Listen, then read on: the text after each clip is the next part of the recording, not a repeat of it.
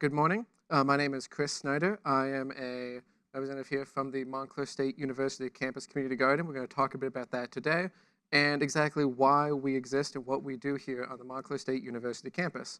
So I've been at Montclair State for 6 years so far. I was here for my bachelor's degree in anthropology as an undergrad.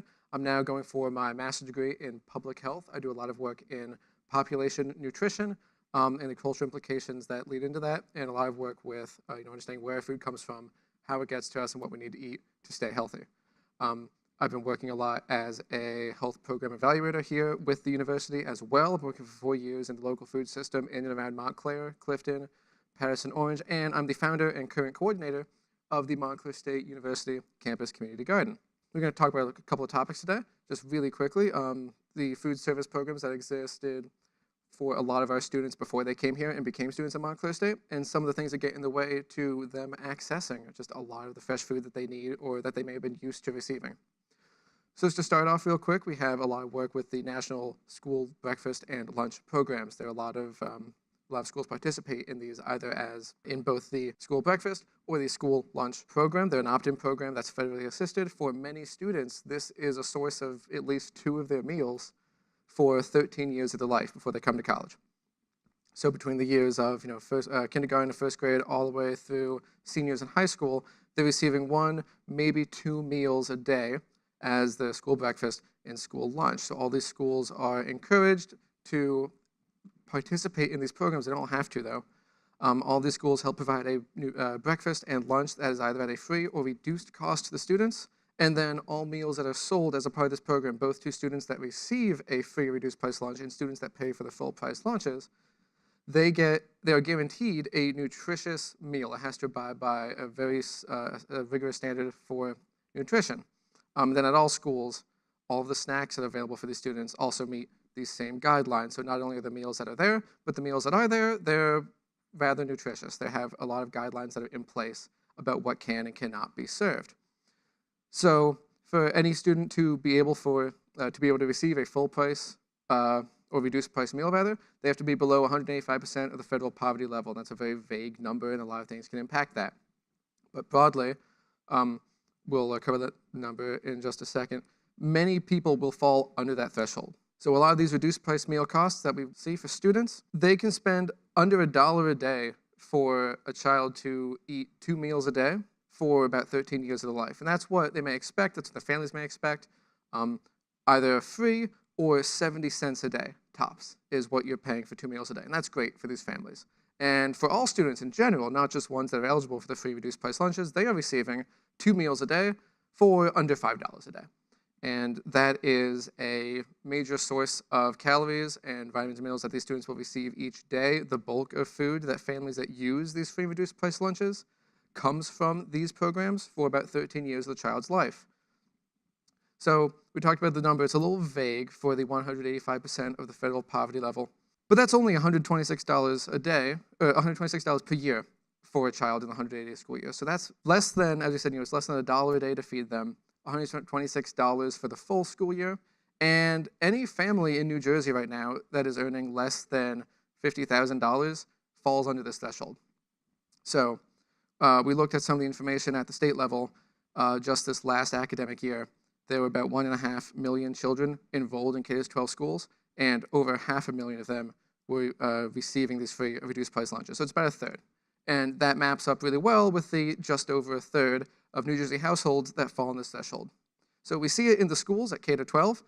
There are children that rely on these very low-cost meals, both either if it's just the free or reduced, or the regular price meals are still very low cost and affordable for these families. But this goes away once you leave high school. And we'll just move. Once you leave high school, you lose access to these free reduced price lunches. The meals become much more expensive if you are enrolled in college. And there's a unique need that we see here.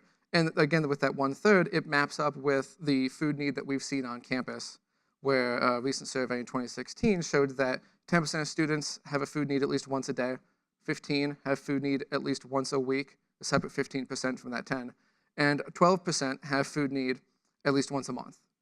And that's not cumulative. So totaling over a third of Montclair State University students have food need at least once a month. And that maps really well to, again, that 1/3 that we saw with the household income and the 1/3 that we saw of students using these food services through high school.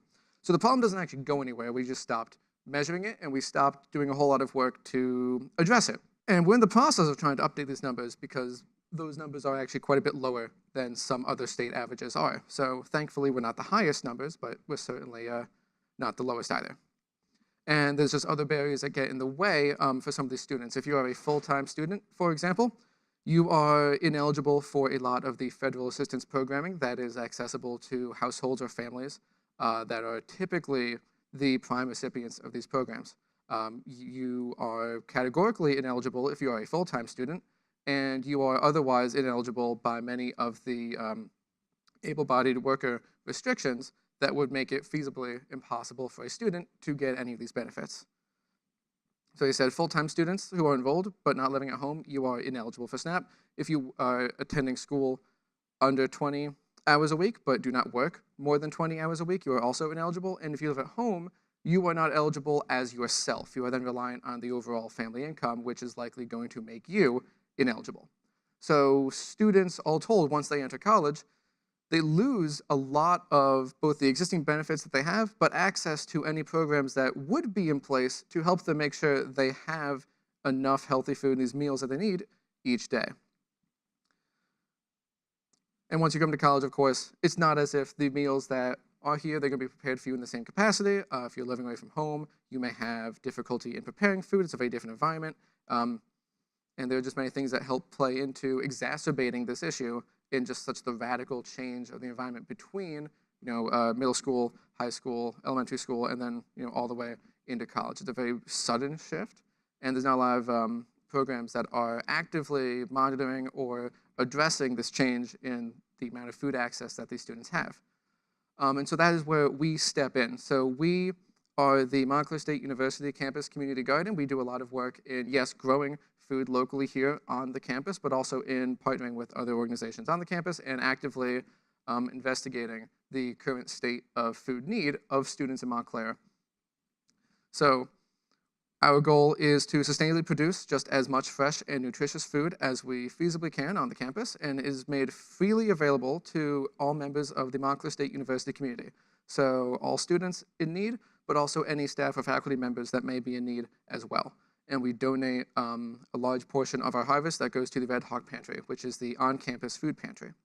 The second goal is to improve the access to and knowledge about the cultivation of this produce. So how do people get this food? There's a lot of missing educational components about the food system at large, but also we're just an opportunity to help train people up and spread the word and help make sure people are able to make their own food, but once they have the food that they've grown, what to actually do with it. And so what have we done so far? In just the first year, we've just celebrated being 1 year old. So we have 20 garden beds with 1,000 square feet of growing space already. We've donated over 300 pounds in the first year straight to the Red Hawk Food Pantry that serves students in need, as well as we've donated the rest to food pantries in Montclair and the local area, specifically Tony's Kitchen. And we've partnered with, as I said, some of the organizations that are working on campus. One of our major partners is the Food Recovery Network, the Montclair State University chapter of that. So far, they've recovered approximately 4 tons of prepared hot food from the campus to be redistributed both to students in need and also our immediate community members who may also be in need. So there's a lot of food that we can recover actively on the campus and help divert it to address both an issue of waste, but also an issue of addressing this immediate food need. What we're hoping to do is to increase our partnerships with our local community organizations, both on the campus and off. We're going to make our production as sustainable as possible, and we're working to research and better understand the food needs of the students on campus here. And if you have any additional information, please do feel free to contact me at the information above.